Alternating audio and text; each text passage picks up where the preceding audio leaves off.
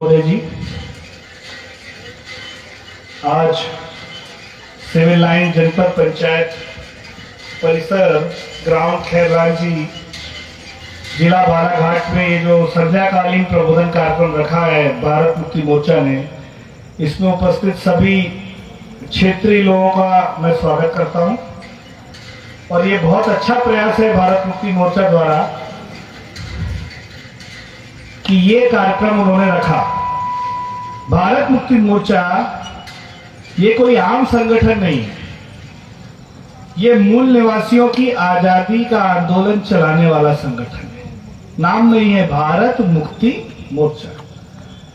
अभी देश को आजादी मिल गई, लेकिन देश में रहने वाले लोगों को आजादी नहीं मिली है। और ये एक आंदोलन कोई हम अपने मन से नहीं चला रहे।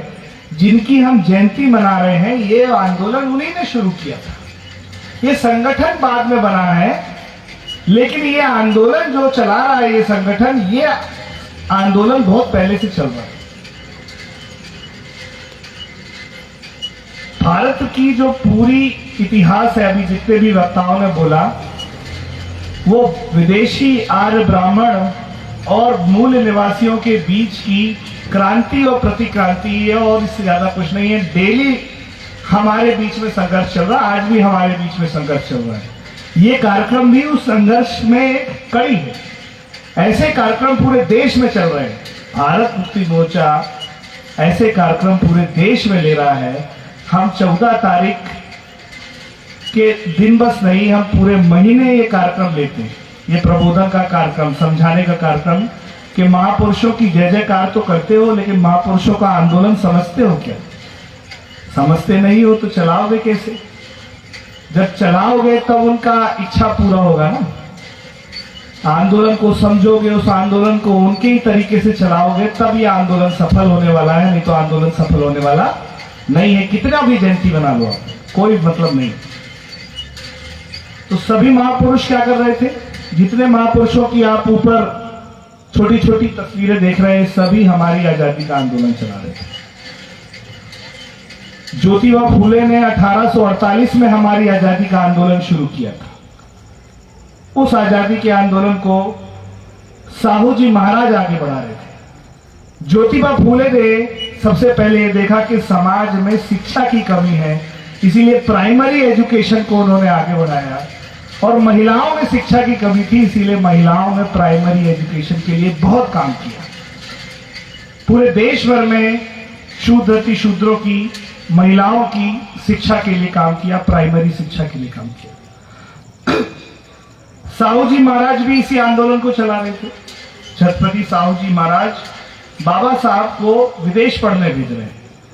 क्यों? उनको पता था आजादी का आंदोलन चलाना है। जब हमारे लोग ज्योतिबा फूले की प्राइमरी शिक्षा के आंदोलन से पढ़ लिख गए और उनको फिर भी नौकरी नहीं मिल रही थी अंग्रेजी प्रशासन में, तो छत्रपति साहू जी महाराज ने उनको आरक्षण देने का काम किया, पढ़े लिखे लोगों को। तो वो आंदोलन आगे बढ़ाया कि पढ़े लिखे लोग जब इस शासन प्रशासन में आएंगे तो अपने समाज के लोगों के साथ अन्याय होने से रोक पाएंगे। समझ में आ रहा है? ये आंदोलन लगातार जारी था, कभी रुका नहीं है। एक महापुरुष ने छोड़ा, दूसरे ने शुरू किया। जब तक उनका जीवन चला उनने चलाया। जैसे उनके साथी को पता चला अब ये कौन चलाएगा, उन्होंने कहा हम ही चलाएंगे। जिसको समझ में आया वही चलाया। तो आपको भी समझ में आए तो आपको भी चलाना पड़ेगा, तभी हमारे महापुरुषों का आंदोलन सफल होगा। केवल सुन के घर जाके सो जाने से बात नहीं बनेगी, संगठन में जुड़ना होगा। ये संगठन उन्हीं के आंदोलन को चला रहा है, तो इधर उधर के संगठन में ना जुड़ के इस संगठन में जुड़ना होगा, नहीं तो आजादी का आंदोलन पूरा होने वाला नहीं। साहू जी महाराज ने हायर एजुकेशन के लिए काम करना शुरू किया, तो ज्योतिबा फूले प्राइमरी एजुकेशन के लिए काम कर रहे थे। बाबा साहब को विदेश में 3 डिग्री साहू जी महाराज ने कराई। पहली डिग्री सीआईजी गायकवाड़ ने कराई, ठीक है। अब हायर एजुकेशन के लिए बात चल रही, समझिए आप धीरे धीरे। बाबा साहब हायर एजुकेशन लेके आए विदेश से, और फिर उसके बाद उन्होंने सामाजिक जीवन में प्रवेश किया। 1916 में उन्होंने सामाजिक जीवन की शुरुआत की। 12 दिन नौकरी की। कितने दिन नौकरी की? हमारे लोग 12 दिन छुट्टी लेने से डरते हैं, जिंदगी भर नौकरी करते हैं, लेकिन बाबा साहब के लिए, उनका आंदोलन चलाने के लिए बाबा 12 दिन की छुट्टी नहीं लेंगे। ओबीसी के लोग छुट्टी लेने से डरते हैं, उनकी मेडिकल लीव सड़ जाती है, जीवन निकल जाता, उनकी मेडिकल लीव खत्म नहीं होती, और वो ये सोचते भी नहीं है कि मेडिकल लीव लेके हम कुछ कर सकते हैं। तो ये हमको सोचना समझना पड़ेगा कि हमारे लोग क्या आंदोलन चला रहे थे। साउथ ब्यूरो कमीशन 1916 में आया, 17 में आया। 1916 में बाबा साहब ने अपनी सामाजिक क्रांति शुरू की। उनका साथ साहू जी महाराज दे रहे थे। साहू जी महाराज ने पिछड़े वर्ग का एक नेता तैयार किया, भास्कर राव जाधव। भास्कर राव जाधव को विधिमंडल में जगह मिली ओबीसी के नेता के नाम पर, और बाबा साहब को एससी के नेता के नाम पर, अछूतों के नेता के नाम पर विधिमंडल में जगह मिली। ये दोनों नॉमिनेटेड लोग थे, लेकिन इनसे साहू जी महाराज क्या करवा रहे थे? साउथ ब्यूरो कमीशन जो विधिमंडल का गठन करने आया था, जो नॉमिनेशन के दम पे उन लोग को विधिमंडल में जगह दे रहा था, उन्हीं दो नॉमिनेटेड सदस्य बाबा साहब और भास्कर राव जाधव से नॉमिनेशन का विरोध करा रहे थे और मांग कर रहे थे कि हमारे लोग को वोट देने का अधिकार होना चाहिए। अभी ईवीएम की बात बहुत सुनी ना आपने, शुरुआत तो देख लो कि वोट का अधिकार हुआ कहां से, शुरू कहां से हुआ, तब तो ये लड़ाई समझोगे कि वोट का अधिकार खत्म करना या चुराना कितना जरूरी है विदेशियों के लिए, और मूल निवासियों के लिए वोट का अधिकार कितना जरूरी है। सिफारिश से जब विधिमंडल में कोई जा सकता था, वो व्यक्ति क्या कह रहा है? हमको चुनाव चाहिए। अब चुनाव में लोगों को वोट देने का अधिकार चाहिए, हमको वोट लेने का अधिकार, चुनाव में खड़े होने का अधिकार चाहिए, और फिर हम विधिमंडल में जाने के लिए तैयार है। हम केवल नॉमिनेशन से जाने के लिए तैयार नहीं है, क्योंकि सिफारिश वाला नेता सिफारिश करने वाले का गुलाम बन जाता है, वो जनता का नेता नहीं रहता है। ये 1917 में हमारे महापुरुष जानते थे। जो आज हमारी समस्या है ना, इस देश में लोकतंत्र नहीं है, पार्टी तंत्र है। क्या है? पार्टी जिसको टिकट देती है तुम उसको चुन सकते हो, जो तुम्हारा असली नेता है उसको पार्टी पूछती भी नहीं है, जो तुम्हारे लिए काम करता है उसको पार्टी कभी टिकट नहीं देती है। ये सबसे बड़ी समस्या है। इसी समस्या का हल कौन देख रहा था? 1917 में बाबा साहब देख रहे थे, भास्कर राव जाधव देख रहे थे, साहू जी महाराज इनसे करवा रहे थे। साहू जी महाराज चाहते थे अब हमारे लोग पढ़े लिखे हो गए, हायर एजुकेशन पा लिया, समाज में प्राइमरी एजुकेशन आ गया, आरक्षण भी आ गया, नौकरियों में भी जाने लगे, अब राजनीति में आना चाहिए। पिछड़े वर्ग को, शूद्र अति शूद्रों को किस में आना चाहिए? राजनीति में आना चाहिए। अंग्रेज जाए इसके पहले आ जाना चाहिए। बात समझ में आ रही है? 1921 में साहू जी महाराज अपनी पार्टी बनाना चाहते थे। कांग्रेस ने तब आजादी का आंदोलन नहीं छेड़ा था। ये झूठी आजादी, जो ब्राह्मणों की आजादी का आंदोलन कांग्रेस चला रही है, ये आजादी का आंदोलन तब छेड़ा नहीं था। 1921 में साहू जी महाराज अपनी पार्टी बनाने वाले थे, उनसे एक गलती हो गई कि उन्होंने वो खबर अंग्रेजों को दे दी। अंग्रेजी प्रशासन में जो ब्राह्मण थे, उन्होंने ताज होटल में उनकी हत्या करा दी। दूध में जहर देके उनको मरवा दिया। ताज होटल अंग्रेजों ने बनाई थी, तब ताज होटल अंग्रेजों ने बनाई थी, उसमें होटल और लॉजिंग का काम ये टाटा ग्रुप देखता था। कौन देखता था? जाहिर है दूध में जहर उन्हीं लोगों ने मिलाया होगा। ये बात समझने की जरूरत है कि ब्राह्मण हमारी राजनीति से कितना ज्यादा आज भी चिढ़ता है, और उस समय भी चिढ़ता था। वो नहीं चाहता कि मूल निवासी लोग अपनी पार्टी बनाएं, उसमें जनता को जोड़ें और विधिमंडलों में जाएं। 1917 में जो ज्ञापन दिया था कि हमें चुनाव चाहिए, उस ज्ञापन के तौर पर साइमन कमीशन भारत में आया। साइमन कमीशन किस लिए आया था भारत में? कि जिसकी जितनी संख्या है उतनी सीटें उसको दे दें। समझ में आ रहा है? जिसके वोट होते हैं, जिस समाज के वोट ज्यादा होते हैं, वो समाज का व्यक्ति जीतता है। है ना, यही है ना सिंपल सिद्धांत। तो जिसकी जितनी संख्या है उतनी हिस्सेदारी सीटें लोकसभा और राज्यसभा में होनी चाहिए। ऐसा साउथ ब्यूरो कमीशन के बाद कौन आया करने के लिए? Simon commission. तो ये कांग्रेस के लोग जो आज देशभक्त बनते हैं, इन्होंने साइमन गो बैक का नारा दिया और कहा पिछड़े वर्ग के लोगों को संख्या के अनुपात में लोकसभा और राज्यसभा में या विधिमंडलों में प्रतिनिधित्व नहीं मिलना चाहिए। एसटी एससी के लोगों को प्रतिनिधित्व नहीं मिलना चाहिए। हंगामा किया, कर्फ्यू लग गया, कई लोगों ने जान दे दी। इसीलिए अंग्रेजों ने फिर इंग्लैंड में राउंड टेबल कॉन्फ्रेंस की। राउंड टेबल कॉन्फ्रेंस से बाबा साहब ने बड़ी मुश्किल से हमारे लिए अधिकार लेके आए। उसको कहते हैं प्रौढ़ मताधिकार। सबसे जरूरी ईवीएम क्या है? वोटिंग मशीन है ना। ये मशीन वोट चुरा क्या है पहले ये समझिए।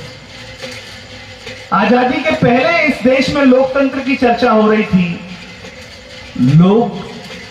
लोगों का तंत्र कैसे स्थापित होगा जब लोग अपनी इच्छा से इस देश में कौन मंत्री है उसको चुन सकेंगे। लोकतंत्र क्या होती है? जनता राजा होती है और वो अपने नीचे मंत्री चुनती है। मंत्री ऊंचा होता है कि राजा? लेकिन हमारे लोगों को पता ही नहीं है। वो सोचते हैं कि नहीं मंत्री ऊंचा होता, प्रधानमंत्री लोकतंत्र का राजा होता। अरे नहीं, वो नौकर है, सबसे बड़ा प्रधान नौकर है वो। जितने शासन प्रशासन के सरकारी नौकर हैं उनसे बड़ा नौकर कौन है? प्रधान नौकर, प्रधानमंत्री। मुख्य राज्य का नौकर मुख्यमंत्री, मुख्य नौकर है वो। और राजा ये जनता मालिक है। लेकिन जनता को ये पता ही नहीं, इसीलिए वो वोट बेचती थी। कितने में बेचती जनता वोट? कोई पैमाना ही नहीं है बेचने का। कोई दारू के पहुए में मुर्गे की टांग में बेच देते हैं। कितने का दारू का पहुआ आता है? थोक में खरीदो तो 50 रुपए का, इतने ही में ना। अभी लाडली लक्ष्मी योजना चल रही है, कितना मिल रहा है? अरे 5 साल में 1835 दिन होता है। कितना होता है? एक साल में 365, तो 1835 दिन 5 साल में। अगर 1 रुपए देगा तो कितना पड़ता? 1835 रुपया एक वोट का होता। 100 रुपए वाले की तो बात ही खत्म। 500 भी अगर तुमको मिले, 1835 में 1 रुपए पड़ता। अगर 500 को 1835 से भाग कर दो तो 33 पैसे 40 पैसे ये औकात है तुम्हारी। तुमको उस वोट की अहमियत पता नहीं कि हमारे महापुरुषों ने कितनी मशक्कत करके ये वोट का अधिकार लाया। अब जनता का वोट बार बार खरीद के ये पार्टी में बैठे बनिया और ब्राह्मण परेशान हो रहे थे। इंदिरा गांधी भी परेशान हो रही थी कि कितना वोट खरीदे। हर साल 5 राज्य के चुनाव, फिर 5 साल बाद लोकसभा का चुनाव। हम तो भ्रष्टाचार कर रहे, झूठे भाषण कर रहे, जनता पढ़े लिख के समझदार हो रही, पैसे से भी जनता वोट नहीं दे रही। तो क्या किया जाए? स्कीम लाई जाए कि इनका वोट चोरी कर लिया जाए। पैसा दे ना दे वो देखें। ईवीएम मशीन आपका वोट का अधिकार चोरी करने की मशीन। पहले आप बैलेट पेपर पे क्या करते थे? ठप्पा लगाते थे, ठप्पा। बैलेट पेपर क्या है?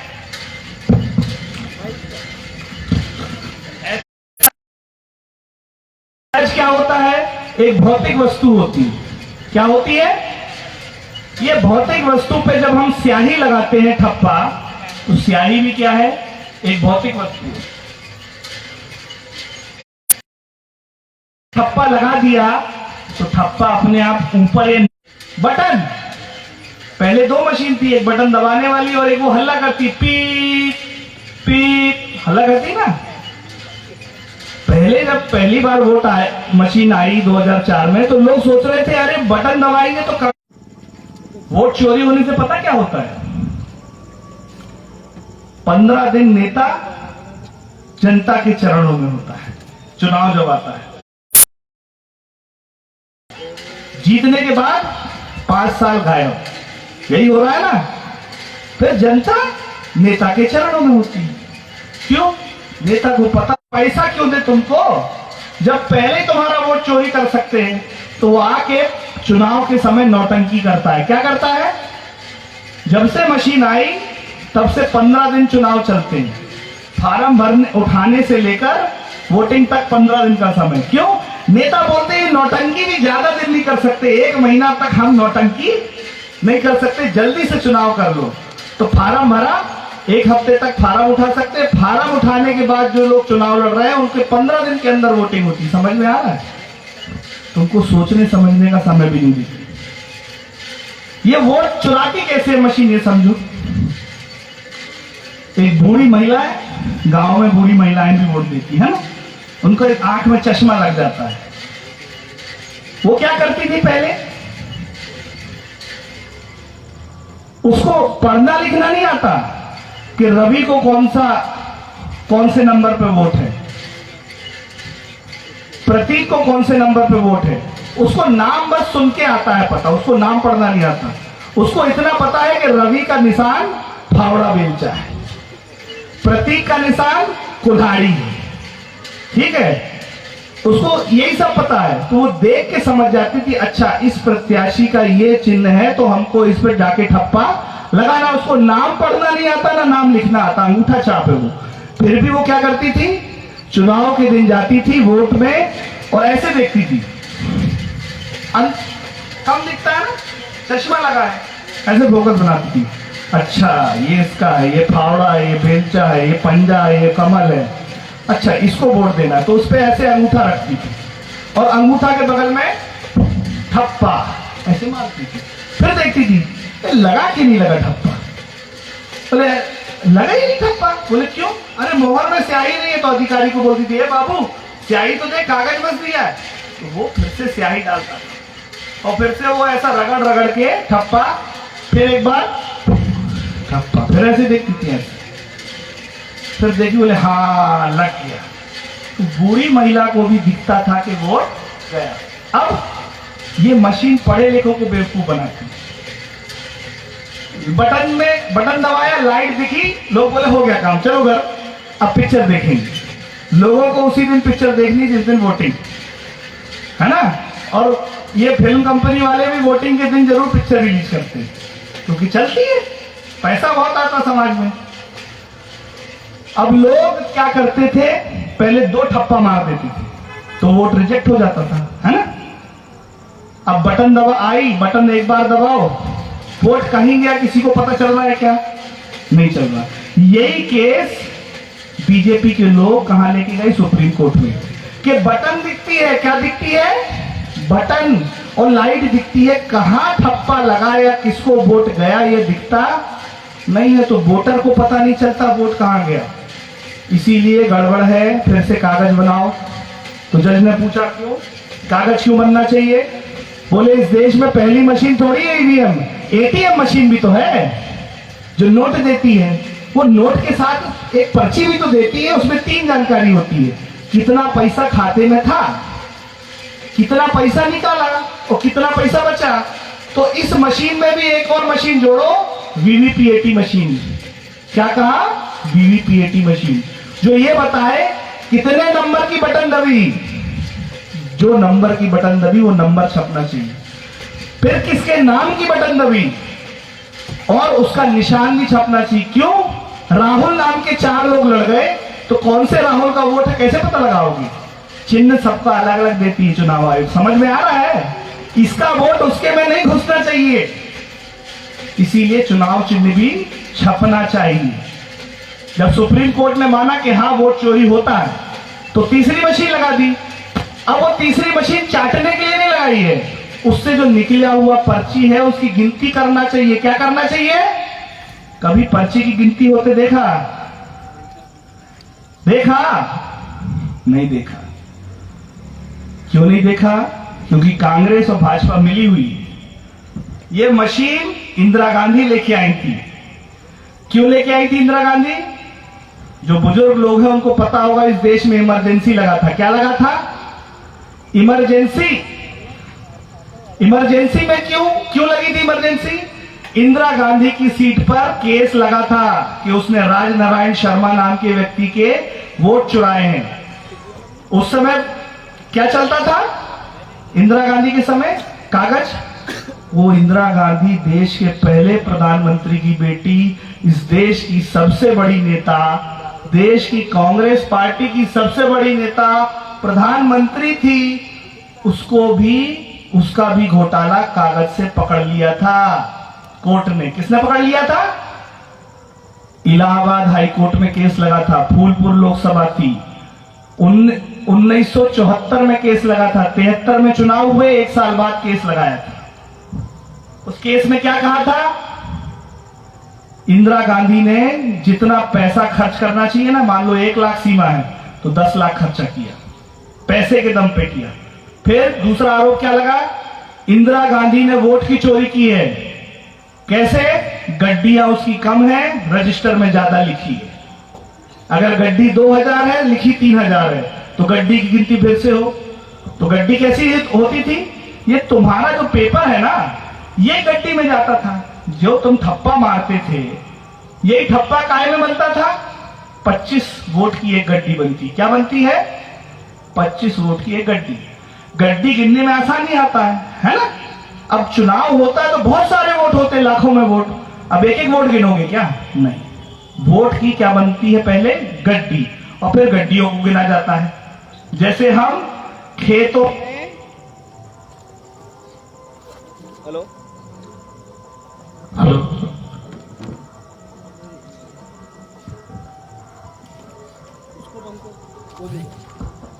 जैसे हम खेतों में गट्ठे बनाते हैं, फसल काटते हैं तो एक एक पौधा डालते हैं क्या थ्रेसर में? नहीं, गट्ठा बनाते हैं और सीधा गट्ठा काय में डालते हैं? थ्रेसर में। समझ गए ना? तो जल्दी काम होता है। ऐसे गिनती भी करने के समय वोट को गड्डियों में बनाया जाता है और गड्डी गिनी जाती है, और जिसकी गड्डी ज्यादा होती है वो चुनाव जीत जाता है। तो इंदिरा गांधी वोट की गिनती गड्डियों की गिनती में फर्जीवाड़ा करके जीती, ऐसा आरोप राजनारायण शर्मा ने लगाया। तो जब गड्डी गिनी गई तो उसका आरोप सच साबित हुआ। जितनी गड्डी रजिस्टर में एंट्री थी, जिसके हिसाब से वोट निकला, कितने वोट से जीती, उतनी गड्डी नहीं मिली। समझ में आ रहा है? गेहूं के गट्ठे को सरसों का गट्ठा नहीं बता सकते। समझ में आया? क्योंकि ये कागज भौतिक था। भौतिक वस्तु की गड्डी भी भौतिक होती है। तो गड्डियों को हाथ से छू के गिना जा सकता है, 1 2 3 4 5। अब कागज है, जब कागज नहीं है तो गड्डी कैसे गिनोगे? मतलब एक बार गिनती कब हुई थी? 1973 में। दोबारा गिनती कब हुई उसकी? कोर्ट में।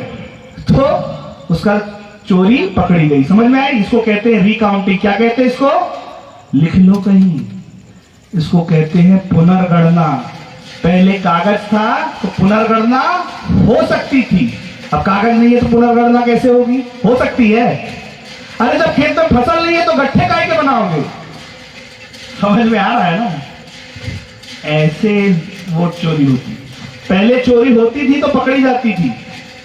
गड्डी अगर ज्यादा लिखती है और कम है तो फिर से गिनती होगी तो चोरी पकड़ी जाएगी ना? ऐसे इंदिरा गांधी की चोरी पकड़ी गई। फिर एक आरोप और लगाया, बोला ये जो गड्डी भी है इसमें भी पूरा वोट इंदिरा गांधी का नहीं है। इन गड्डियों को खोलो। कैसी गड्डी होती थी? 25 वोट की गड्डी, 1 वोट ऊपर कांग्रेस का, 1 वोट नीचे कांग्रेस का, बीच में 23 वोट कांग्रेस के होने चाहिए ना? जब उसकी गड्डी खोली तो फिर यही वोट मिलेगा वो जो बूढ़ी माई ने ठप्पा लगाया था। अब ठप्पा तो वहीं रहेगा ना जहां तुमने लगाया था। तो जब उसकी गड्डियां खोली तो 30% गड्डी बस सही निकली। कितनी? बाकी 70% गड्डी में दूसरी पार्टी का वोट फंसा था। कैसे पता लगा? जब गड्डी खोली, सबके सामने रखी, तो गड्डी खोल के अधिकारी बताता है, ये देखो पंजा पंजा पंजा, पहला वोट तो पंजा का था। जब दूसरा वोट खोल के दिखाया, ये देखो पंजा पंजा पंजा, इतने में वो बोला अरे ये तो कम्युनिस्ट पार्टी का वोट है, दे हमको वोट। और इस गड्डी में कैसे आया? तो अधिकारी बोलता है अरे वो टेबल अगल बगल रहती ना तो उड़ के आ गया होगा, उड़ के आ गया होगा, गड्डी में फंस गया होगा, ये लो तुम्हारा वोट इधर रख दिया। समझ में आया?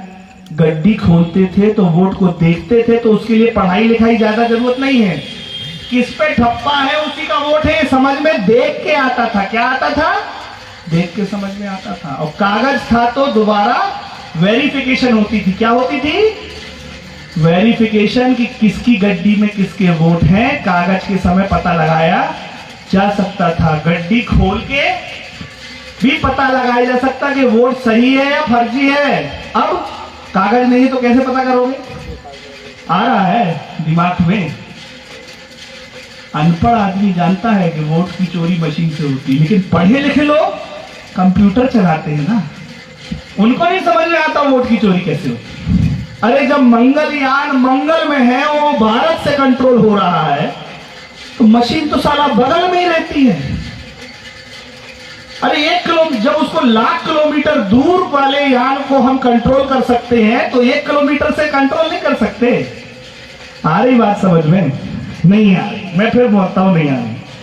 तुम बैंक जाते थे पहले, 100 की 100 नोट 10,000 होती है ना, तुम गड्डी बना के जमा करते थे, है ना, और बैंक वाला जमा कर लेता था। तुमने जमा की 10,000, मैं लेने गया 10,000, तो वही गड्डी वो मुझको दे देगा, मान लो ऐसा होता है, ठीक है ना। अब वो 100 की गड्डी में अगर बैंक वाले ने बीच में 5 नोट 100 के निकाल के 50-50 के फंसा दिए, तो मैं जब बैंक जाऊंगा तो मुझे 10,000 की गड्डी देगा, मैं निकालूंगा 10,000, तो 100 की गड्डी देगा जो तुमने जमा की थी।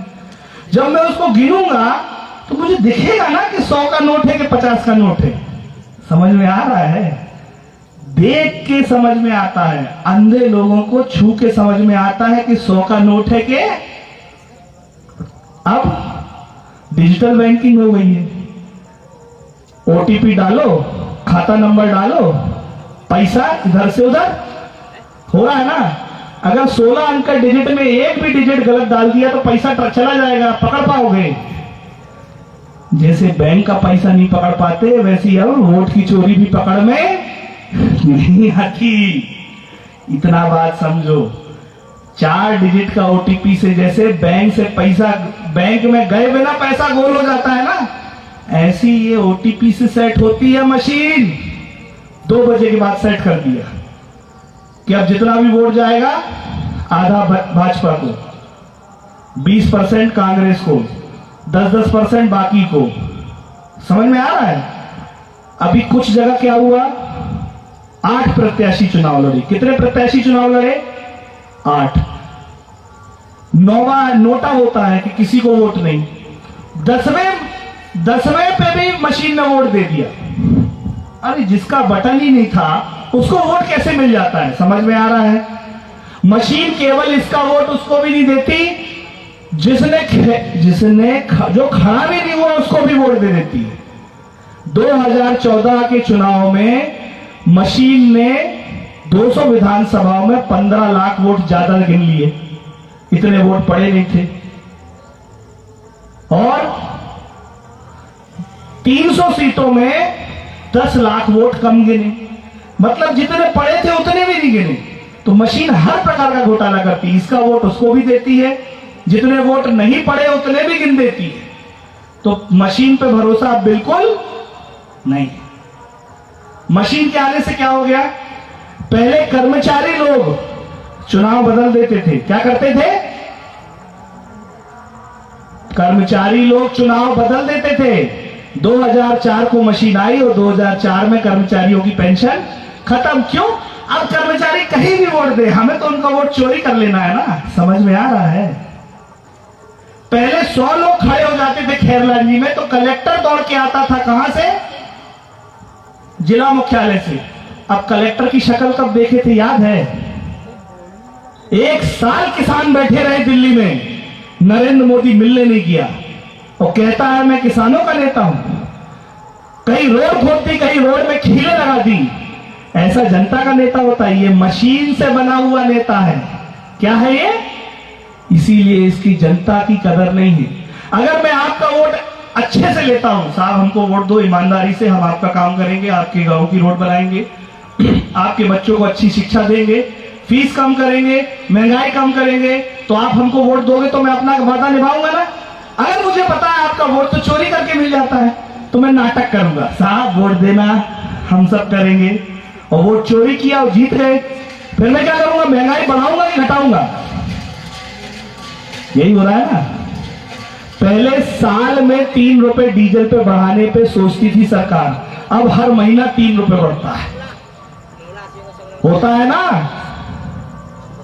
पहले आंदोलन रोकती थी सरकार, जिंदा मुर्दाबाद होना नहीं चाहिए, मीडिया पे खबर नहीं छपना चाहिए, छापते रहो, आंदोलन करते रहो, उनको कोई फर्क नहीं पड़ रहा। क्यों? तुम्हारा वोट चोरी करके मिल रहा है ना। आज यही के नेता लोग वोट चोरी कर रहे हैं। हो सकता है कल के दिन विदेश से लोग हैक करने लगे, हो सकता है कि नहीं हो सकता? अरे जो मशीन हैक होती है वो कोई भी हैक कर सकता है। चुनाव आयोग भी इस चोरी में शामिल है, चुनाव आयोग भी इस चोरी में शामिल है। वो ऐसी फर्जी सरकार बनाने में शामिल है जो जिस जनता का वोट ले रही है उसी का खून चूस रही है। आज हम टैक्स कितना ले रहे हैं? 33 रुपए के डीजल में 60 रुपए टैक्स, 93 का डीजल है। 38 रुपए के पेट्रोल को 108 रुपए में खरीद रहे ना, कहीं 103 कहीं 108 है। टैक्स हम दे रहे हैं, जो टैक्स नहीं दे रहे वो ऑटो में बैठ के जाते, बस में बैठ के जाते, डीजल पेट्रोल नहीं भरा रहे, तो वो ऑटो में बैठ के जाते हो, किराया भी तो डीजल पेट्रोल में ही जा रहा है। घूम फिर के टैक्स तुम ही दे रहे हो, तुम्हारा टैक्स का पैसा जा कहां रहा है? उद्योगपतियों का कर्जा चुकाने में, क्योंकि ये मशीन का खर्चा कौन झेलता है? उद्योगपति, अदानी, अंबानी। देश की संपत्ति किसको बेची जा रही है?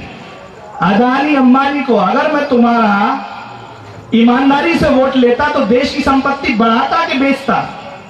बढ़ाता। अब मैं तुम्हारा वोट चोरी करके ले रहा हूं तो देश की संपत्ति जिसको चाहूं बेच दूं, कौड़ियों के दाम पे दे दूं, फ्री में दे दूं, कोई रोक सकता है? क्यों? पता है जनता का वोट चोरी करके मिल जाता है। ये कितने आंदोलन करें, इसका कुछ होने वाला नहीं। तो जब तक तुम ये सोचोगे कि मशीन से घोटाला नहीं होता, तुमसे बड़ा गधा कोई नहीं। पढ़े लिखे आजकल ज्यादा बड़े गधे हैं। इसीलिए कोई भी पढ़ा लिखा कहे कि मशीन से घोटाला नहीं होता, उसको 2 चीज पूछो। पुनर्गणना में कैसे चोरी पकड़ी जाए ये बताओ मशीन में। सुप्रीम कोर्ट का वकील भी हो तो उसको पूछ लो। पुनर्गणना पहले होती थी जब कागज का वोट था, अब कैसे होती है बताओ मशीन से? वो नहीं बता पाएगा। पहले गड्डियों में दूसरों के वोट छुपा लिए जाते थे तो गड्डी खोल के पुनर्जांच होती थी। अब समझाओ पुनर्जांच कैसे होती है? इसको कहते हैं रीवेरिफिकेशन। क्या कहते हैं इसको? कैसे होती है समझाओ। कोई नेता नहीं समझा पाएगा, कोई हाई कोर्ट का जज, सुप्रीम कोर्ट का जज नहीं समझा पाएगा। अनपढ़ लोग, कम पढ़े लिखे लोग 2 सवाल पूछ ले। क्या पूछ ले? रिकाउंटिंग और रीवेरिफिकेशन कैसे होती है मशीन में, वहीं उनकी होशियारी धरी की धरी रह जाएगी। तुम ना सोचते हो ना पूछते हो। आगे बात समझ में? जब तक मशीन रहेगी महंगाई बढ़ती रहेगी, जब तक मशीन रहेगी ये देश की संपत्ति बिकती रहेगी। रोड बेच दिया, रेल बेच दिया, लॉकडाउन लगाया, तुमको लठ मार के अंदर किया ना। पहले बीमारी गोली खा के ठीक हो रही थी ना। फिर वैक्सीन आ गई तो लोग पूछे अच्छा वैक्सीन लगा लेंगे तो बीमारी नहीं चढ़ेगी? बोले नहीं चढ़ेगी। क्यों? वैक्सीन तो बीमारी की है ना, कोरोना की। बोले नहीं चढ़ेगी, लेकिन तुम तलब के नहीं मारोगे। तो लोग क्या सोचे, चलो लगवा ले। कुछ लोग नहीं लगवा रहे थे तो लॉकडाउन लगा के सबकी नौकरी तो चाट गए, 3 महीने तनख्वाह नहीं दी। कहा राशन नहीं मिलेगा अगर वैक्सीन नहीं लगवाओगे तो। लगवाए ना वैक्सीन लोग, इतने में दूसरी वैक्सीन आ गई। बोले दूसरी वैक्सीन क्यों आ गई? पहली तो लगवाई थी। बोले नया वायरस आया। अच्छा नया वायरस आया। अच्छा नई वैक्सीन, दूसरी वैक्सीन लगवाएंगे तो दूसरा वायरस नहीं चढ़ेगा? बोले नहीं चढ़ेगा, लेकिन तड़प के नहीं मारोगे। तो लोग ने लगवा ली। फिर भी लोग नहीं लगवा रहे थे तो कहा बच्चों को कि पेपर देने नहीं देंगे, एग्जाम का फॉर्म भरने नहीं देंगे अगर वैक्सीन नहीं लगवाओगे। बच्चों को वैक्सीन लगाई। 1 महीने के अंदर में 2 वैक्सीन ठोकी है बच्चों को। वैक्सीन में लिखा है 84 दिन का गैप होना चाहिए। समझ में आ रहा है ना खेल? तुमको गरीब बनाया और गरीबी का फायदा उठा के तुमको वैक्सीन लगाई। अब लोग तड़प तड़प के नहीं मर रहे, कोई भाषण देते देते मर रहा है, कोई नाचते नाचते मर रहा है, कोई गाते गाते मर रहा है। तड़प, देखो एक बात सही बोली थी, तड़प तड़प के नहीं मरोगे। देखो सोते सोते चले गए। ये तुम्हारी औकात है। वोट की औकात 30 पैसा, और झूठ बोलकर दबाव बनाकर तुमको वैक्सीन लगाया ना। बहुत बोलते हो जय संविधान। संविधान की धारा 21 से पता है किसी को? यहां पे आर्टिकल 19 की चर्चा तो बहुत करते हो। संविधान की धारा 21 से जब तक संविधान रहेगा तब तक रहती है, ना किसी इमरजेंसी में खत्म होती, चाहे तो 354 की इमरजेंसी हो, राजनीतिक उथल पुथल या गृह युद्ध वाली, ना आर्थिक 360 आर्थिक आपातकाल वाली इमरजेंसी में खत्म होती है। धारा 21 से क्या कहती है? जब आपातकाल लगेगा तो तुमको मीटिंग करने का अधिकार, कार्यक्रम लेने का अधिकार नहीं रहेगा, मौलिक अधिकार सस्पेंड हो जाएंगे। अगर तुम सरकार के खिलाफ बोलोगे तो तुमको जेल में डाल सकते हैं, लेकिन गोली नहीं मार सकते। क्या कर सकते हैं? गोली नहीं मार सकते। जीवन जीने के अधिकार आर्टिकल 21 से क्या कहता है? तुम इस देश के नागरिक हो, तुमको तुम्हारा जीवन किसी विधि द्वारा स्थापित, कानून द्वारा स्थापित विधि से ही तुम्हारा जीवन लिया जा सकता है। मतलब या तो तुमको उम्र कैद होगी या फांसी पे लटकाएंगे, लेकिन सरकार तुमको गोली नहीं मार सकती। अब झूठ बोलकर दबाव बनाकर वैक्सीन लगा रही है और उससे मर रहे हैं, तो ये क्या है?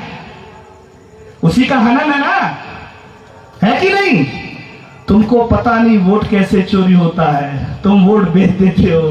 तुम जब संविधान की जय बोलते हो, तुम संविधान को पढ़ते नहीं हो।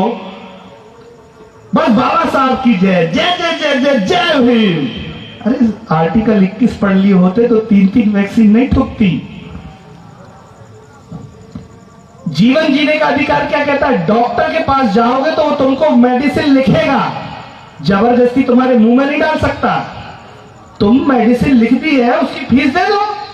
अब तुम्हें मेडिसिन खरीदनी है, दवाई खरीदनी है, नहीं खरीदनी है, खरीद के खानी है, कितनी खानी है, नहीं खानी है, किसका अधिकार है? अरे जीवन तुम्हारा है। टकले रहना है कि बाल बढ़ाने हैं, कि सफेद बाल करने हैं, लाल करने हैं, अधिकार किसने दिया संविधान ने? तुमको।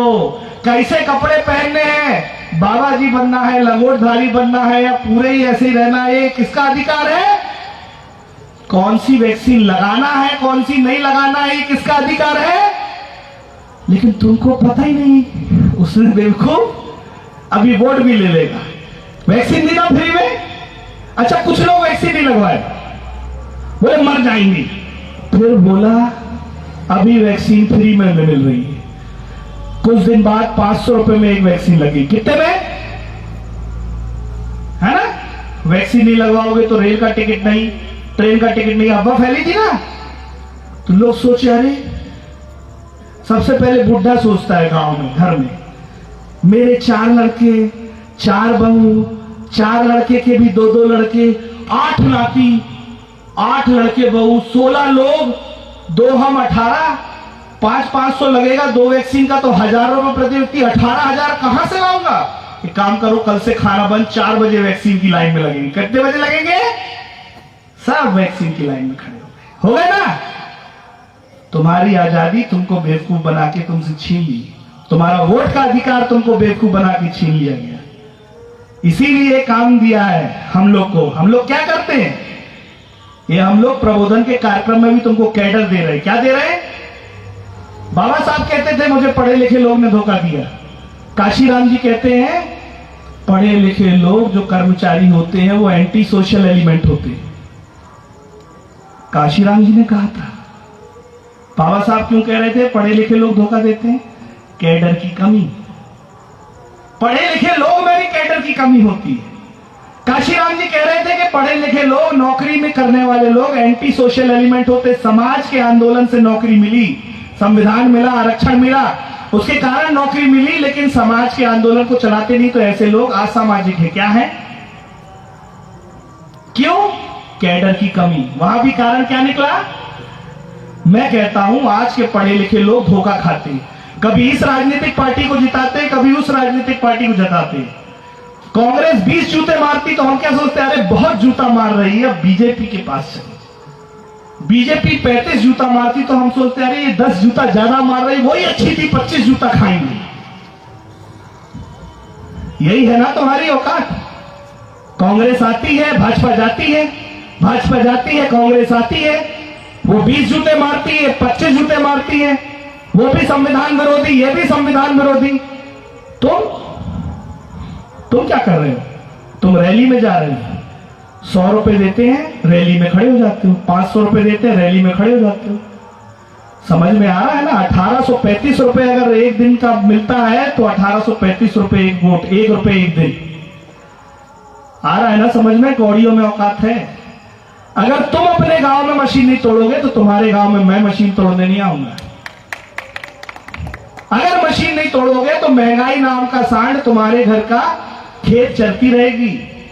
अगर तुम मशीन नहीं तोड़ोगे तो निजीकरण, देश की संपत्ति बेचने वाला कानून तुम्हारे खेत की फसल खा रहा है। सांड को 2 लठ मारने से अच्छा 20 सांड है। महंगाई, बेरोजगारी, अशिक्षा है ना, बहुत सारी समस्या है, 20 समस्या है। 20 सांड को अगर भगाना है तो 2 लठ वो हल्ला करती ना मशीन। 3 मशीन है आजकल, एक मशीन जिसमें बटन दबाते हैं उससे खतरा नहीं, दिया लाइट दिखती है ना, पर्ची गिरती है, उस मशीन से भी खतरा नहीं। एक मशीन जो हल्ला करती है, पीप पीप, उसमें 2 लठ मारोगे तो सारे सांड भाग जाएंगे। 3 मशीन में से एक मशीन तोड़नी है। कौन सी मशीन तोड़नी है? वो जो अपने गांव में। तुम्हारे गांव में नहीं आऊंगा, तुम्हारे गांव में तुमको तोड़ना है। अगर बात समझ में आई हो तो बात खत्म करता हूं। अपने गांव में मशीन तोड़ने से तुम्हारे गांव भी बच्चों को महंगाई, बेरोजगारी, मैं अब तुम्हारे गांव में मशीन तोड़ने नहीं आऊंगा। मैं मेरे बच्चे के लिए मेरे गांव में मशीन तोड़ूंगा। 2024 तक अगर सरकार ये मशीन खुद नहीं हटाती तो हम हटाएंगे। 2 लठ मशीन में मारेंगे। क्या करेंगे? ऐसे करके मशीन को कर सकते कि नहीं कर सकते? मशीन निर्जीव वस्तु है, उसको मारने से 307 नहीं लगेगी। वो अगर मर गई तो 302 नहीं लगेगी। ज्यादा से ज्यादा 6 महीना कीजिए। क्यों? 2000 रुपया का फाइन है। मशीन की कीमत 2000 रुपया। कितना संपत्ति का नुकसान किया? 2000। सरकारी समय बर्बाद किया, 6 महीना जेल। जो 6 महीना जेल जाएगा मशीन तोड़ने के अपराध में, उसको भारत मुक्ति मोर्चा संगठन स्वतंत्रता सेनानी का अवार्ड देगा। उसके बच्चों को अलग से आरक्षण मिलेगा, उसको पेंशन मिलेगी। समझ में आ रहा है? ये आजादी का आंदोलन है, मशीन तोड़ा आंदोलन। ये छोटा मोटा आंदोलन नहीं है और इसका नेतृत्व भारत मुक्ति मोर्चा कर रहा है। उसमें मैं भी शामिल हूं। तुम हो कि नहीं? हाथ उठा के बताओ। बस, धन्यवाद। जय मूल निवासी। मेरी बात समझ में आ गई, बहुत अच्छी बात है। नहीं तो पढ़े लिखे लोग को जल्दी कुछ समझ में नहीं आता है।